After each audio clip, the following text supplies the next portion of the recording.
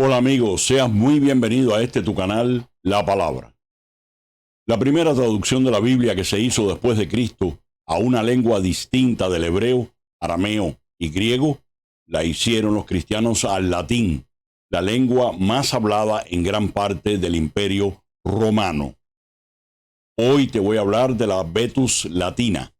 Con este nombre se suele designar no a un texto único, sino a todas las traducciones latinas de la Biblia anteriores a la Vulgata de San Jerónimo, de la cual hablaremos la semana próxima. Estas versiones al latín antiguo parecen haber comenzado a realizarse a mediados del siglo II después de Cristo. Se trata de textos que se iban haciendo necesarios para la catequesis y la liturgia en aquellas comunidades cristianas que no hablaban griego. Es posible que las primeras versiones latinas tuvieran su origen en una versión oral que acompañaba la lectura del texto griego en los oficios del culto judío y cristiano. En la segunda mitad del siglo II ya se utilizaba el latín en los escritos teológicos y se hacían traducciones de importantes escritos como el Pastor de Hermas y la Epístola del Papa Clemente a los Romanos, que fueron textos muy conocidos y queridos por las comunidades primitivas. Los papas del siglo III mantenían correspondencia en griego con los obispos orientales y en latín con los del norte de África, y muchas de ellas se conservan. Esto sucedía porque el griego era cada vez menos conocido y el latín ocupaba su espacio en la cultura y la teología. Así el bilingüismo era muy corriente en los ambientes cultos cristianos. No así, por supuesto, para el pueblo sencillo. De ahí la necesidad de una traducción de la Biblia al latín que tuvo que sentirse muy pronto. Tertuliano, que vivió entre el año 160 y el 220 después de Cristo, da testimonio de la existencia de un texto bíblico latino, porque él mismo lo usaba. Y este padre de la Iglesia escribió casi todas sus obras en latín. También tradujo y publicó esta lengua algunas que habían sido compuestas en griego.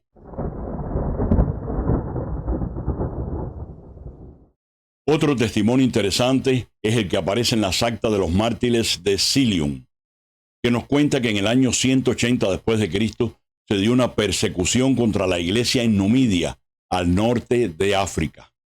Allí en un pequeño pueblo, los cristianos eran arrestados, juzgados y condenados a muerte en la cercana Cartago. A uno de los cristianos que cargaba un cofre con rollos dentro, se le preguntó qué contenían, y él contestó, Libri et epistulae Pauli viri justi, es decir, los libros y epístolas del justo varón Pablo. Estos libros eran traducciones latinas de las epístolas de San Pablo. Seguramente los evangelios habrían sido también traducidos al latín porque los habitantes de esta zona no hablaban griego. Los especialistas creen que había al menos 3 versiones principales del texto de la Vetus Latina, una de origen africana, al parecer la más primitiva, y de la que saldrían otras versiones. Una que era anterior a Tertuliano, otra representada por Tertuliano y San Cipriano, y una tercera conocida por San Agustín de Hipona. La europea, sin la itálica, que reúne las familias romanas y galicanas, a las que se podría añadir una irlandesa. Esta familia textual reúne la mayor parte de los manuscritos que se han conservado. Y la itálica, que representa el texto que sirvió de base a San Jerónimo para su traducción de la Vulgata latina. Tampoco a él le gustaba mucho esta versión. Muchos estudiosos creen que había una familia hispánica que más tarde fue sustituida por la Vulgata. De hecho, gran parte de lo que se conserva de la Vetus Latina procede de notas marginales que se encuentran en varios códices españoles de la Vulgata. Así que tendríamos 3 grupos de textos en la Vetus Latina: los africanos, los itálicos y los hispánicos.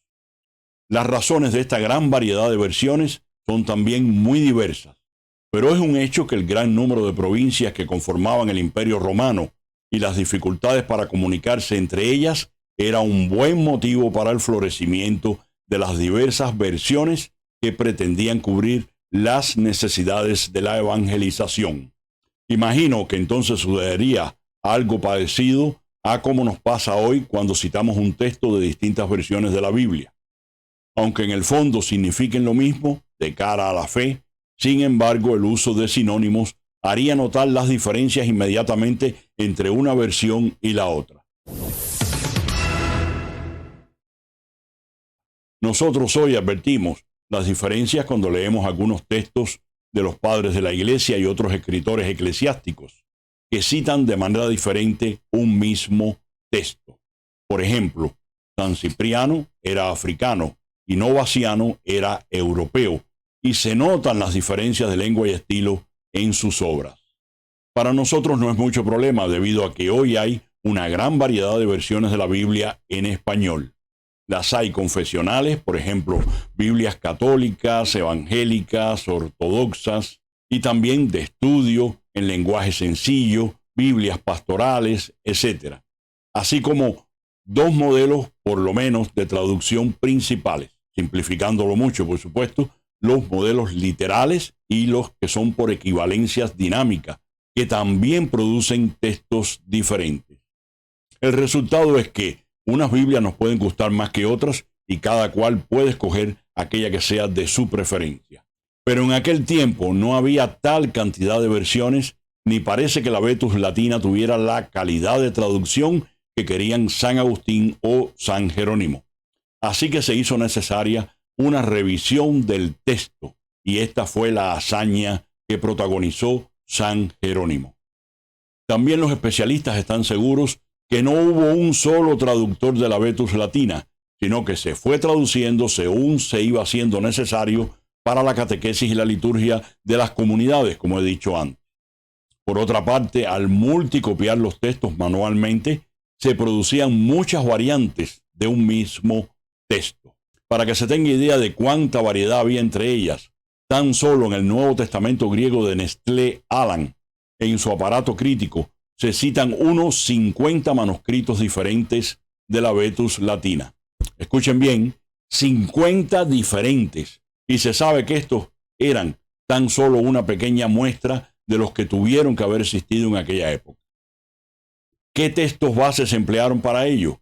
Pues para el Antiguo Testamento se sirvieron de la Septuaginta griega, que desde el principio de la evangelización había sido el texto del Antiguo Testamento que más habían usado los misioneros por todo el Imperio Romano. La Vetus Latina es de alguna manera la latinización del texto griego, traduciendo de manera no muy adecuada para el latín las mismas estructuras gramaticales del griego. Y para el Nuevo Testamento se usó el famoso códice suncial D, que se difuminó sobre todo en Occidente y que gustaba mucho porque era fácil de leer y entender.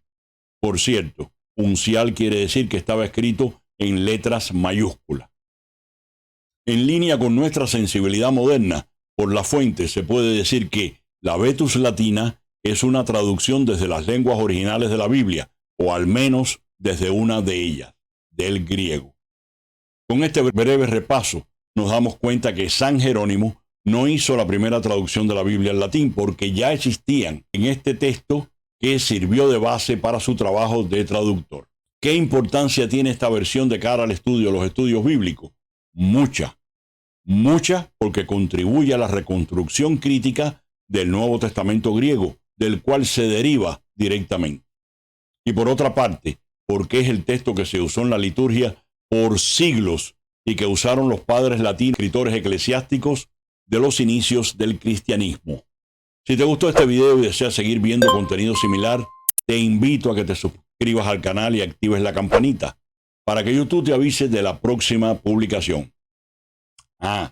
Y comparte con tus familiares y amigos. Me hace mucha ilusión estar cada semana contigo para hablar de la Biblia. Dios te bendiga abundantemente y hasta la próxima.